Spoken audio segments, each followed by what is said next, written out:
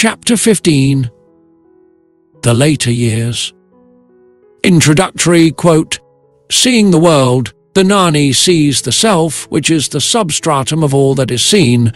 The Agnani, whether he sees the world or not, is ignorant of his true being, the self." Subchapter, Poor Health. Sri Ramana's health was never particularly good. His head used to shake, and in the later years he always used a walking stick to get about. He also looked older than he was. When once Kunju Swami mentioned the matter to him, he replied, "What is there so strange in it? If a big elephant is tied down in a small hut, what else happens to that hut except troubles of all sorts? This is the same. As time passed, he became increasingly weak and suffered from severe rheumatism. The devotees did their best to provide relief, mainly in the form of massage with a variety of oils. Dr. Srinivasa Rao once said, "You are always in a reclining posture. It is bound to be painful for the body. A little massage would be a great relief." Ramana answered, "I cannot allow these things.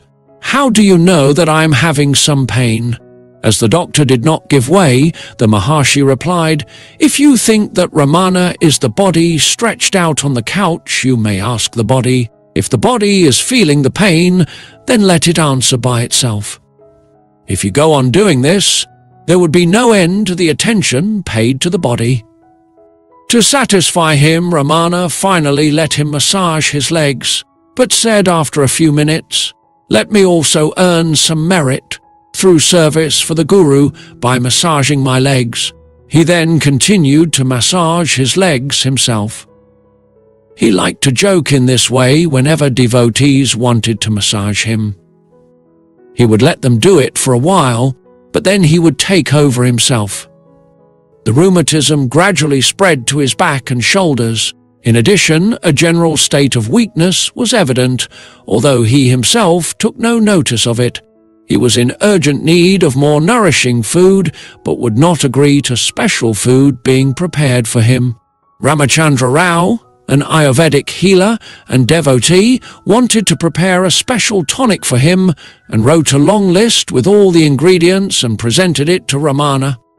The Maharshi went through it with interest, but then said that he had not the money to buy such expensive things. "If that medicine is good for me, it must necessarily be good for all the others here. Can you give it to them also as well as to me? If people who do physical work don't need a bodybuilding tonic, how do I, who merely sits here and eats?" No, that can't be. In 1942, Ramana had a bad fall. A dog was chasing a squirrel, and he wanted to hold the dog back, and so stretched out his walking stick. As a result, he slipped and broke his collarbone.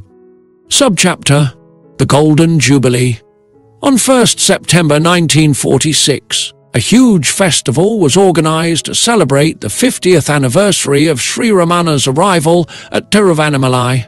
Space in the old hall was limited, so it was decided to build a large open hall, pandal, for the occasion on the northern side of the old hall, with a roof made of palm leaves.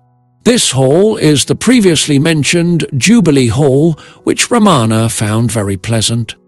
The program for the celebration was particularly full and required a great deal of preparation. There were talks by many famous personalities, plus recitals by well-known musicians. The devotees and the ashram management had spared no efforts. When the marathon 12-hour program was shown to Ramana, he said, "It is stated that all these big people will deliver lectures. What about? What is there to speak about? That which is Muna, silence. How can Muna be explained in words? In English, in Sanskrit, in Tamil, in Telugu. Oh, what an array of languages. Eminent people speak in so many languages. All right, why should I bother? It is enough if I am not asked to speak." When the devotee who had presented the program to him suggested that it could be shortened, he answered smiling, "Have I asked for any of these items, so that I could now object to any one of them? Do what you like. It is all a series of lectures. I will sit like this on the sofa. You may do whatever you like." And so it happened. Sri Ramana remained seated all day long giving darshan and went without his midday siesta. Subchapter: In the new hall. During the final years, the old hall became too small to receive the large numbers of visitors. So the daily darshan was now given in the open Jubilee Hall. In 1949, the construction of a new, bigger and well-ventilated hall was completed, along with the Temple of the Mother, and Ramana moved in. But he did not appear to be comfortable in this new hall. He was particularly sorry that his friends, the animals, no longer had free access. "How can the squirrels come here?" he asked, looking up at the ceiling, which gave no opportunity for the animals to come in. A devotee answered, "The Sarvadhikari and others feel that if Bhagawan is here, he will be protected from rain or hot sunshine outside." Ramana continued staring at the ceiling and answered with a quavering voice, "If we look for our comfort, is it not at the expense of the sufferings of others? Squirrels, monkeys, peacocks, cows, and others have no chance of coming here. Does it not mean that we have deprived them all of their privileges? People think that it is a great happiness for Swami if he is here. What is to be done?" And in the evening, when it was time to feed the animals, he said to his attendant, "They may perhaps think that Swami has given them the slip and gone elsewhere. Please go. What a pity. Go, give them at least some food and come back." And when the attendant returned, he asked concerned, "Have you fed them all? They will perhaps feel that Swami has deserted them and has gone away to a better place and is sitting there so that he alone can be happy. Perhaps they thought that I had forgotten them." Above all, poor people hesitated to enter this magnificent hall and instead would peep embarrassed through the window. Ramana, noticing this, said, "Rich people are accustomed to see huge buildings with lights, fans, collapsible doors and other imposing furnishings, and so they come inside unhesitatingly. But poor people like me will hesitate to come in, for they feel that it is a place where only rich people live. They are afraid of what people would say if they come in, and so go away quietly like those people who, as you see, are peeping through the windows. Where is the place for them here? See those poor people. What a pity."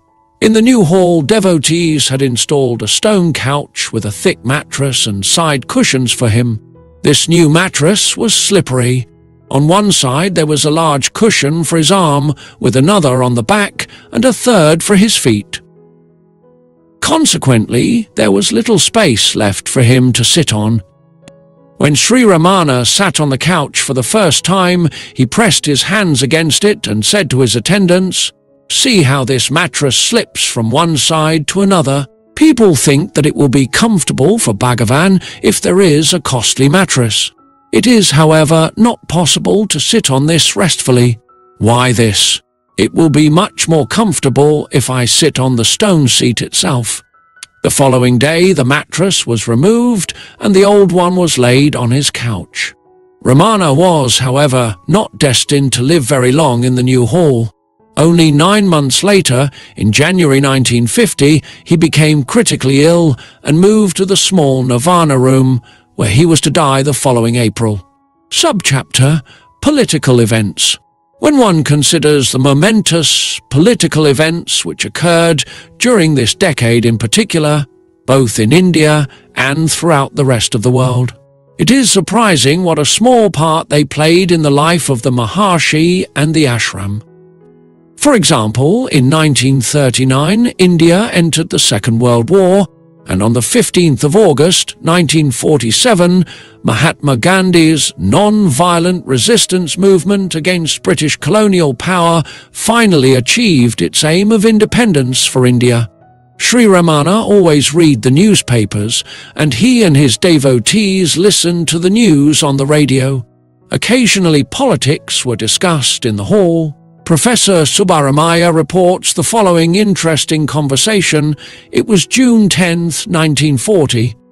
The radio announced the fall of Paris to Germany and the entry of Italy into the war against the Allies. I had just heard a rumour that to counteract the action of Italy, Turkey had declared war on the side of the Allies. I asked Narayana Iyer, who was the latest arrival from the town, whether he had heard any such announcement on the radio. Before Narayana Iyer could reply, Sri Bhagawan himself said, "No, it cannot be true." Narayana Iyer confirmed this rare reply of Sri Bhagawan and, turning to me, observed, "France, a first-rate power, has fallen in 3 days. Then do you think our Britain can hold out longer than 3 weeks at the most?" Upon this, Sri Bhagawan again observed, "But Russia." Abruptly, Sri Bhagawan cut short his speech and resumed silence. Neither of us had the courage to ask Sri Bhagawan what Russia was going to do, though it appeared strange that Sri Bhagawan should mention Russia, who was at that time friendly to Germany. It will be remembered that war broke out between Germany and Russia only 1 year afterwards, and it was in fact Germany's attack on Russia that turned the tide of fortune in favour of the Allies. When on the 30th of January 1948 Mahatma Gandhi was assassinated in New Delhi, the whole of India went into mourning.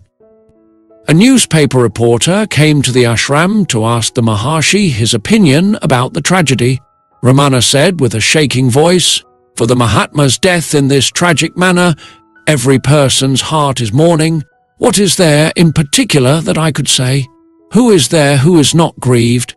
If I say anything, you will publish it, and then, one after another, people will come and ask me, what is the good of it?"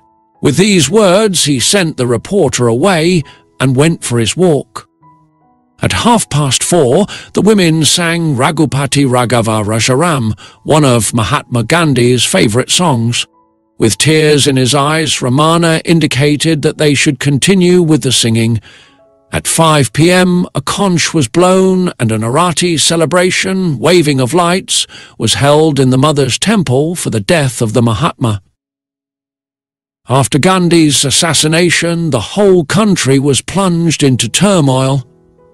There were arson attacks and murders everywhere. The radio in the hall reported that the situation was very serious. In Tiruvannamalai too, people were worried and the town was placed under police guard. Sri Ramana's grandnephew V. Ganesan reports, "It was 9:30 in the morning. Suddenly loud cries of 'catch them, kill them' were heard. One mad crowd was chasing another, and all of them entered the ashram from the hillside. There was panic inside the ashram. A devotee in the old hall rushed to the doors and bolted them. The meditating devotees were naturally disturbed. In the midst of all the tense commotion, Bhagawan was unperturbed, a picture of attention correcting some proof." Thank you for listening. Please subscribe to Biography Central channel and share with your friends. This will help us reach more viewers.